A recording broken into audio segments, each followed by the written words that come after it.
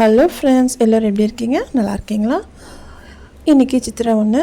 எல்லாருக்கும் இனிய தமிழ் புத்தாண்டு நல்வாழ்த்துக்கள்.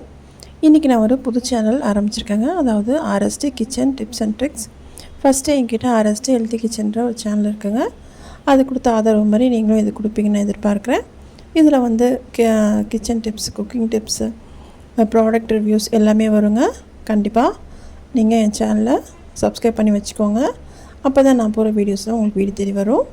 இன்றைக்கி நம்ம பார்க்க போகிறது வந்து, அதாவது இப்போ ரொம்ப ஃபேமஸாக எல்லாருமே யூஸ் பண்ணிகிட்ருக்காங்க. மண்பாண்டம் வச்சு தான் நம்ம எல்லாருமே இன்னமும் யூஸ் பண்ணுறோம். உடம்புக்கு நல்லது, ஹெல்த்தின்னு சொல்லிவிட்டு அதை நம்ம எப்படி வந்து பழக்கிறது அப்படின்றத நம்ம பார்க்க போகிறோம்.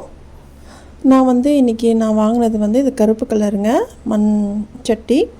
இது மீன் குழம்புக்கு யூஸ் பண்ணிக்கலாம், சாம்பார் இதனால் யூஸ் பண்ணிக்கலாங்க.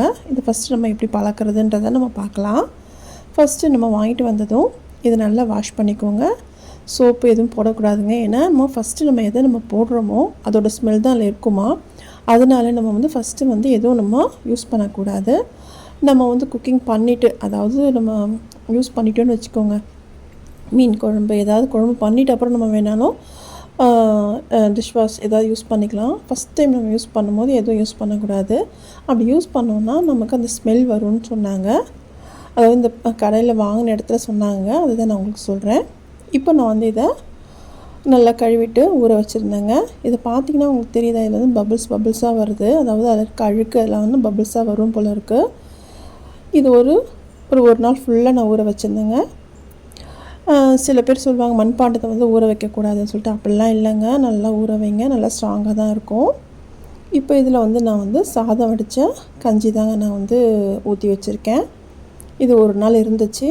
நெக்ஸ்ட் நாள் என்ன பண்ணேன்னா, சாதம் வந்து அதாவது அரிசி நம்ம கழுவின தண்ணி இருக்கு இல்லையா, அதை நான் வந்து எடுத்துக்கிட்டேன். நெக்ஸ்ட் நாள் அதை எடுத்துகிட்டு இதை நல்லா சிம்லே வச்சு கொதிக்க வைக்கணுங்க. நம்ம வந்து எடுத்த உடனே நம்ம ஃபாஸ்ட்டாக வைக்கக்கூடாது. ஃபாஸ்ட்டாக வச்சுன்னா நமக்கு அது உடையிறதுக்கான சான்ஸ் இருக்குது.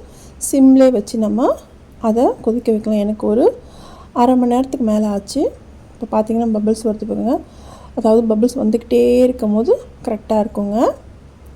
அவ்வளோதான். இதை நான் அப்படியே நம்ம மூடி ஒரு 2 நாள் வச்சுருந்தேங்க. 2 நாள் கழித்து நான் அதை ஊற்றிட்டு, இப்போது இதில் நான் என்ன போடுறேன்னா பார்த்துக்கோங்க, சால்ட்டும் ஒரு ஸ்பூன் அரிசி மாவும் சேர்க்குறேங்க. அரிசி மாவு இல்லைன்னா நீங்கள் கடலை மாவு இருந்தாலும் சேர்த்துக்கலாம். இதை ஒண்டி சேர்த்து ஃபஸ்ட்டு நீங்கள் ரொம்ப நம்ம நார் இருக்கு இல்லையா, நாரில் கூட நம்ம தேய்க்கலாம், தேங்காய் நார் அது மாதிரி இருந்தாலும் ஓகே தான். இது வந்து ரொம்ப சாஃப்டான நார் தான். இதை வச்சு நல்லா அதை வாஷ் பண்ணிக்கோங்க. உங்களுக்கே வித்தியாசம் தெரியுங்க. ஃபஸ்ட் நாள் ஸ்மெல் வந்ததும், அதாவது அந்த மண் ஸ்மெல் வரும். அதுக்கப்புறம் போக போக அந்த ஸ்மெல் வந்து நமக்கு கொஞ்சம் கொஞ்சமாக போயிடுதுங்க. இப்போ பார்த்திங்கன்னா இது நல்லா தேய்ச்சிட்டு நல்லா அதை வாஷ் பண்ணி எடுத்துக்கலாம். இப்போ பார்த்திங்கன்னா இதை நீங்கள் வெயிலில் ஒரு நாள், அதாவது கொஞ்சம் நேரம் வச்சாலே நமக்கு நல்லா காஞ்சிரும். இப்போது அதை திருப்பி நான் அடுப்பில் வைக்கிறேன். அடுப்பில் சிம்மில் தாங்க வைக்கிறேன், ஃபாஸ்ட்டாக வைக்கல.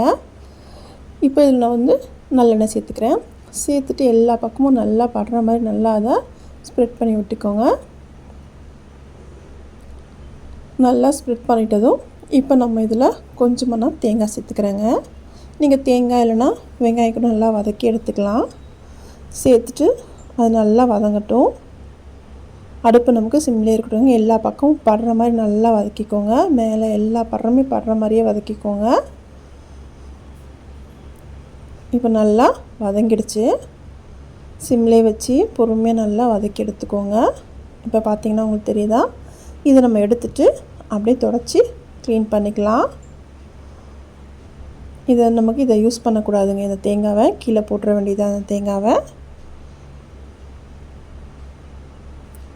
இப்போது அதை தொடச்சிட்டு நான் என்ன பண்ணுறேன்னா, நான் இதுக்கு திருப்பி நல்லெண்ணெய் யூஸ் பண்ணி நல்லா எல்லா பக்கமும் ஸ்ப்ரெட் பண்ணிவிட்டு அப்படியே நான் வச்சிடுறேங்க. இதுக்கப்புறம் நம்ம வந்து இது எது வேணாலும் நம்ம யூஸ் பண்ண ஆரம்பிச்சிடலாம்.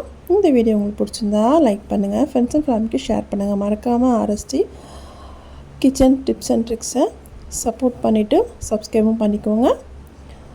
நெக்ஸ்ட் ஒரு நல்ல வீடியோவில் நம்ம பார்க்கலாம். என்னோடய சேனல் குக்கிங் சேனலும் இருக்குங்க, ஆர்எஸ்டி ஹெல்த்தி கிச்சன். என்னோடய குக்கிங் சேனலில் நிறைய ரெசிபிஸ் போட்டிருக்கேன். உங்களுக்கு தேவைப்பட்டால் செக் பண்ணி பாருங்கள். RST healthy kitchen.